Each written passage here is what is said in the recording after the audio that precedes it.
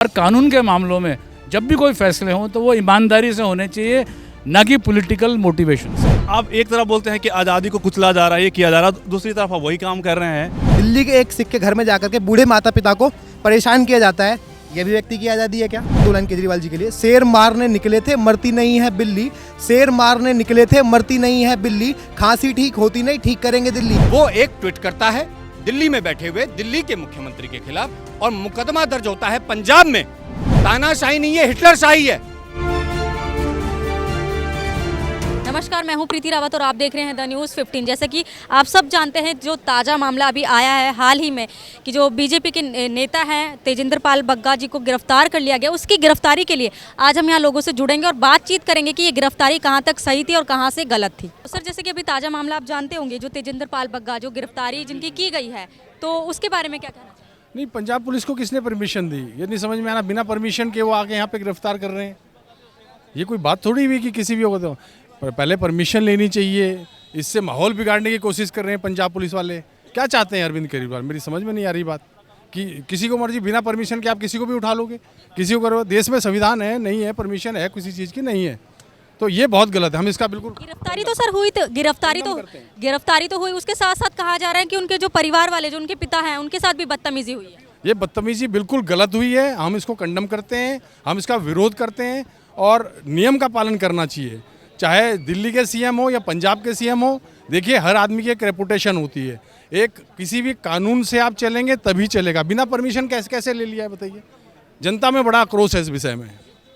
BJP जो party है, उन्होंने आम आदमी पार्टी का जो कार्यालय आज वहाँ पर धरना प्रदर्शन भी किया था इसी विरोध में, तो उसके लिए क्या कहेंगे आप? देखिए, यहाँ तक गिरफ्तारी की बात है, मैं इस पर इसलिए नहीं कहूँगा कि गिरफ्तारी के मामले पार्टी जो प्रदेशों में अलग अलग पार्टियाँ होती हैं, इस तरीके के काम वो पार्टियों वाले अक्सर करते हैं। आपने देखा होगा हाथरस में हुआ।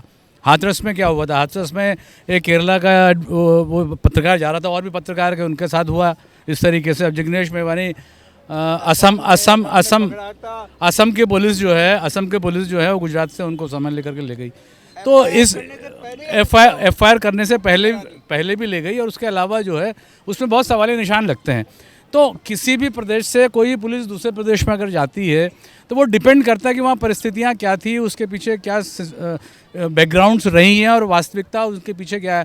मेरा कुल मिला के कहना ये है, लब्बो-लवाब ये है कि सरकार किसी की भी रहे, किसी भी प्रदेश की पुलिस किसी दूसरे प्रदेश में जाए या ना जाए, सबसे बड़ी बात यह है कि उसके पीछे ये पैमाना, ये पैरामीटर ज़रूर होना चाहिए कि उसके पीछे जो लॉ ऑफ एनफोर्सिंग एजेंसी काम कर रही हैं वो पॉलिटिकली मिसगाइडेड ना हो, वो विंडिक्टिव एटीट्यूड से ना करे, और अगर उसमें सत्यता है तो उस पर कार्रवाई करे, उसमें कोई दिक्कत नहीं है। लेकिन अगर पंजाब की बात होती है बग्गा वाले मामले को लेकर के, तो और उस पर सवालिया निशान लगता है बीजेपी की तरफ से, तो मेवानी को अगर गुजरात से गिरफ्तार किया जाता है असम पुलिस द्वारा, और एक दिन उसी के अगले दिन वो दिल्ली में जुडिशल कॉन्फ्रेंस में उनके चीफ मिनिस्टर बैठे रहते हैं, तो ऐसा तो नहीं है उनको नहीं पता होगा।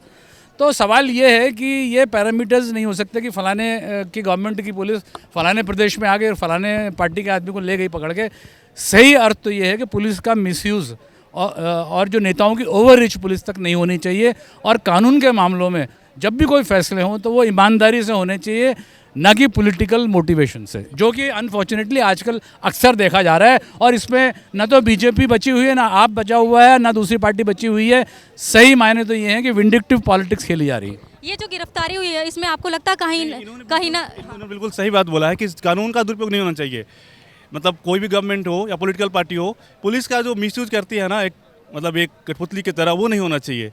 पुलिसिंग का जो आम पब्लिक को सुविधा देना है और जो प्रशासन का काम वो होना चाहिए, ना कि कोई पॉलिटिकल मुद्दा बना के। जैसे इन्होंने बिल्कुल सही बात इन्होंने बोला कि अब जब पुलिस खुद सत्ता में है, पुलिस गलत कर रही है तो आप बोलते हैं कि नहीं पुलिस गलत कर रही है या कुछ ऐसा हो रहा है, और जब अपनी बारी आती है तो खुद वही काम करते हैं। तो ये गलत चीज़ है। कोई पॉलिटिकल पार्टी हो, बीजेपी हो, आम आदमी पार्टी हो, कांग्रेस हो, एनीबॉडी कोई भी हो, जैसे अब गवर्नमेंट कोई भी सेंट्रल गवर्नमेंट की है तो अब सीबीआई हो गई या फिर आईटी इन्फोर्समेंट है, तो अब उसका यूज हो रहा है तो नहीं, ये तो मतलब हमारे खिलाफ हो रहा है, और जब वो करते हैं तो हमारे लिए है।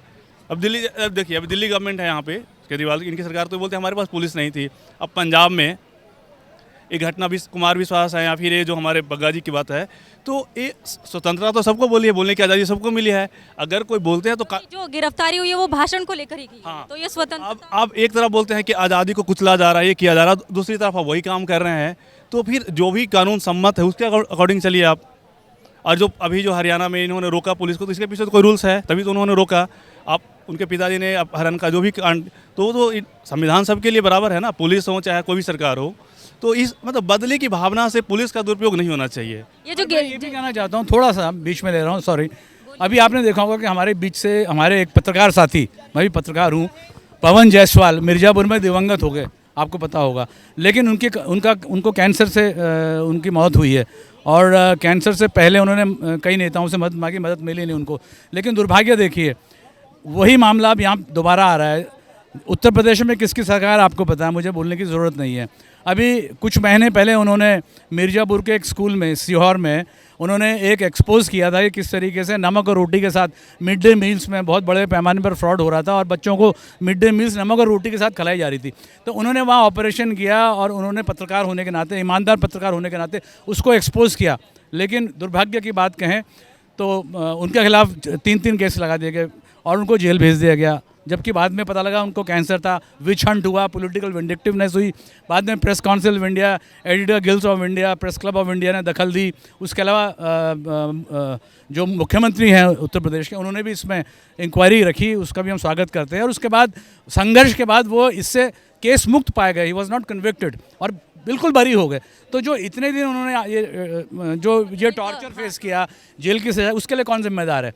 तो वो विंडिक्टिवनेस नहीं था क्या? और एक पत्रकार जो एक दाग लग गया था उनके जीवन पर, और जो पत्रकार एक ऐसे एक्सपोज को हाईलाइट कर रहा है जिसमें कि स्कूल में पढ़ने वाले बच्चे मिड डे मील में उनको नमक और रोटी दी जा रही है, और कई महीनों से दी जा रही थी या सालों से दी जा रही होगी, जिसमें सरकार फंड देती है। तो क्या उसने गलत काम किया? तो उस समय अगर उसके खिलाफ कार्रवाई की, तो आज पंजाब में एक पॉलिटिशियन जिस पार्टी का गिरफ्तार हो गया उस पर तो उनको तकलीफ हो गई, लेकिन उन्हीं की सरकार में जब पवन जायसवाल जैसा पत्रकार जो आज दिवंगत हो गया कैंसर की वजह से, उसको कुछ दिन पहले जेल में डाल दिया गया सिर्फ इसलिए कि मिड डे मील में जिसमें नमक और रोटी गरीब बच्चों को दी जा रही, उसको उसने एक्सपोज किया मिर्ज़ापुर के एक स्कूल में। तो यहाँ पर पैरामीटर्स कहाँ बैठते हैं?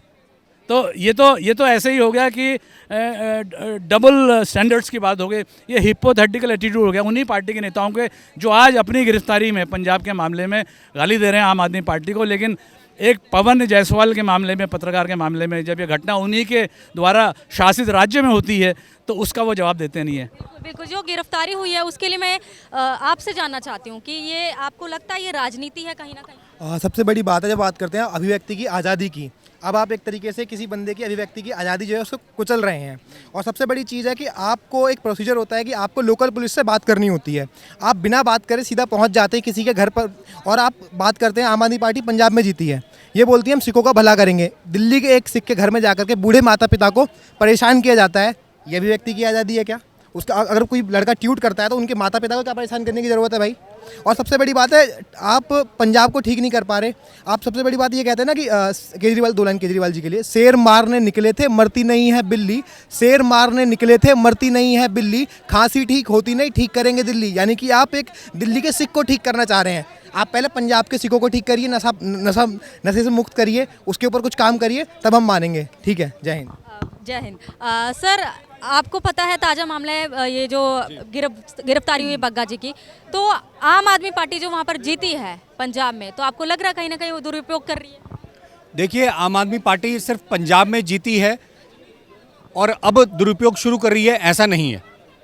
ये सरासर झूठ है।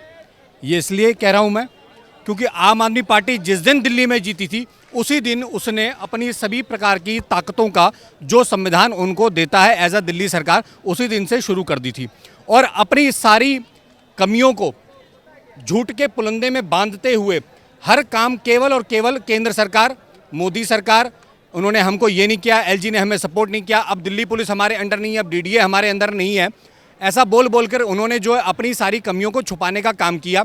एक ऐसा राज्य जो कि पूर्ण एक अपने आप में राज्य है, दिल्ली को वो कह रहे थे कि भैया कि चलो ये यूनियन टेरिटरी है, तो दिल्ली पंजाब जो है अपने आप में एक पूर्ण राज्य है, और दिल्ली जो पंजाब की जो पुलिस है वो पंजाब सरकार के अंतर्गत आती है।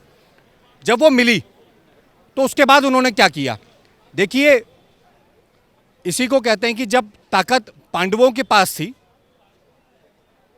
भगवान श्री कृष्ण उनके साथ थे, तो उन्होंने धर्म के लिए लड़ा। और वही ताकत जब दुर्योधन के पास आई तो उसने क्या किया, उसने द्रौपदी का चीरहरण किया। ये जो पंजाब की पुलिस को राजनीतिक टूल के तौर पर अरविंद केजरीवाल, पंजाब के मुख्यमंत्री भगवंत मान और उनके सभी टटपुचिए नेता और उनका एक खासम खास जो चिंटू जिसको अभी इन्होंने राज्यसभा में भेजा है, वो तमाम लोग मिलकर के केवल और केवल पंजाब पुलिस का दुरुपयोग कर रहे हैं। पंजाब के अंदर हिंदुओं और सिखों के बीच में अलगाव पैदा करने का काम कर रहे हैं। खालिस्तान मूवमेंट जो 1980 के दशक में पैदा हुआ और उसी वक्त ही उसका अंत हो गया था, केपीएस गिल वो बहादुर शेर जिसने खालिस्तान का अंत घर घर में घुस के किया था, इंदिरा गांधी ने करवाया था। और उस दौर में जो मूवमेंट खत्म हुआ था उसको पैदा करने का काम, उस अराजक तत्वों को पैदा करने का काम, दोबारा एक्टिवेट करने का काम अरविंद केजरीवाल की सरकार पंजाब के अंदर कर रही है। अब आते हैं इसलिए हाल फिलहाल के आज के मामले में, जिसमें तेजिंदरपाल सिंह बग्गा को गैर कानूनी रूप से जो है गिरफ्तार किया गया। ये गिरफ्तारी शब्द जो है वो पंजाब पुलिस कह रही है और पंजाब सरकार कह रही है और दिल्ली की आम आदमी पार्टी की सरकार कह रही है। बड़ा अजीब सा मामला है। दिल्ली के मुख्यमंत्री के खिलाफ एक ट्वीट होता है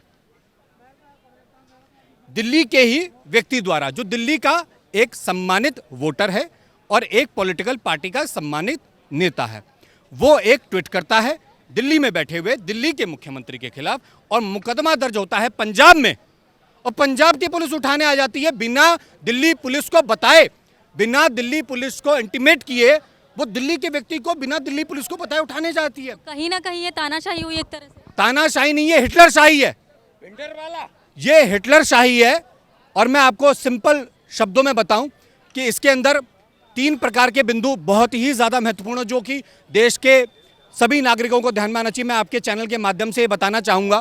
पहला मामला, पंजाब पुलिस जो लेटेस्ट सुप्रीम कोर्ट का जजमेंट था, 2021 का ये वर्डिक्ट था, उसके अंतर्गत संविधान में जो संशोधन और उसके बाद कोर्ट का जो निर्णय हुआ, उसके में जब इंटर स्टेट का मामला आता है तो जिस स्टेट की पुलिस, जिस राज्य की पुलिस दूसरे राज्य के अंदर एंट्री करती है, उस राज्य की पुलिस को इंटीमेट करेगी, उसके लोकल थाने को इंटीमेट करेगी, उनको साथ लेते हुए उस व्यक्ति की गिरफ्तारी करेगी जो कि जिसको वो अपराधी समझ रहे हैं या जिसकी वो गिरफ्तारी लेना चाहते हैं, जिसको वो कस्टडी में लेना चाहते हैं। ये पहला मामला है। दूसरा मामला, आपको ध्यान होगा कि अभी कुछ दिन पहले खालिस्तान मूवमेंट से जुड़े हुए कुछ तत्व जो है, अराजक तत्व जो है, वो अभी पंजाब के अंदर गिरफ्तार हुए हैं और ऐसे ही मुकदमे मामले कुछ और आ रहे हैं। उनको दबाने के लिए ये मामला किया गया है आज, ताकि पूरे मीडिया में ये न्यूज़ चलती रहेगी और वो मामला दब जाएगा, लेकिन ये दबने वाला नहीं। तीसरा मुद्दा, आज शुक्रवार का दिन है, आज फ्राइडे है। अगर आज तेजिंदरपाल सिंह बग्गा की गिरफ्तारी होती है तो सैटरडे और संडे 2 दिन कोर्ट से कोई बेल नहीं मिलेगी। ये उनको मालूम है, इसलिए सोची गिरफ्तारी की है, सोची समझी की। ये बिल्कुल सोची समझी साजिश है, वरना आज का दिन ये वो तैयार नहीं करते। और 50-60 एक आदमी को गिरफ्तार करने का 50-60 लोगों को एक साथ अरविंद केजरीवाल की तानाशाही वाली पंजाब की सरकार और दिल्ली सरकार के जो उसके सूत्रों के मुताबिक वहाँ से भेज रहे थे, उसके बाद तेजिंदरपाल सिंह बग्गा को गिरफ्तार कर लेते हैं उनके घर से। उनके बूढ़े पिता को धक्का मारा जाता है, उनकी पगड़ी उछाली जाती है। बिल्कुल, ये तो चलो उनकी गिरफ्तारी का मामला था, लेकिन उनके पिता के साथ जो बदसलूकी हुई वो क्यों हुई, किसका? मुझे लगता है ये तो सीनियर सिटीजन के जो राइट्स है संविधान के, उसका भी उल्लंघन जो पंजाब की सरकार ने किया है। न केवल उन्होंने तेजिंदरपाल सिंह बग्गा का अपहरण किया है, बल्कि उनके बूढ़े पिता को, उनकी जो परिवार के बाकी अन्य सदस्य उनको प्रताड़ना देने का काम किया है। आपको एक वीडियो जो वायरल हो रहा है उसमें साफ साफ दिखाई देगा किस प्रकार से पंजाब की पुलिस उनके घर में घुस रही है, उनके घर से पानी छीन रही है, उनके घर से खाने का सामान उठा रही है और उसके बाद उन्हीं के पिता के साथ धक्का मुक्की कर रही है। वो सोफे पे बैठे हैं, बुजुर्ग आदमी है, उनकी पगड़ी खोली जाती है। देखिए, मैं एक बात कहना चाहता हूँ, पगड़ी को कहते हैं सिख का सम्मान होता है, यानी कि कितना बड़ा अपमान। पगड़ी सिखों का ताज है और ये वो सिख कौम है जिसने इस हिंदुस्तान की सीमाओं को सुरक्षित रखने के लिए न जाने कितने बलिदान दिए हैं। तो जैसे कि आपने देखा, जो तेजिंदरपाल सिंह बग्गा की जो गिरफ्तारी के लिए मामला उछला है, अभी उस मामले को सरासर गलत बताया गया है और ये साफ ये भी कहा गया है कि जो अभी जो पंजाब चुनाव हुए थे उसमें जो आम आदमी पार्टी जीती है उसका कहीं ना कहीं आम आदमी पार्टी के साथ साथ केजरीवाल भी दुरुपयोग कर रहे हैं और ये सीधा एक तानाशाही की तरफ इशारा करता है। तो इसके लिए आजकल विरोध प्रदर्शन भी हुए हैं और बीजेपी पार्टी ने आम आदमी कार्यालय पर दिल्ली में प्रदर्शन भी किया है, लेकिन ये मामला आगे कहाँ तक जाता है और कितना तूल पकड़ता है ये वक्त बताएगा।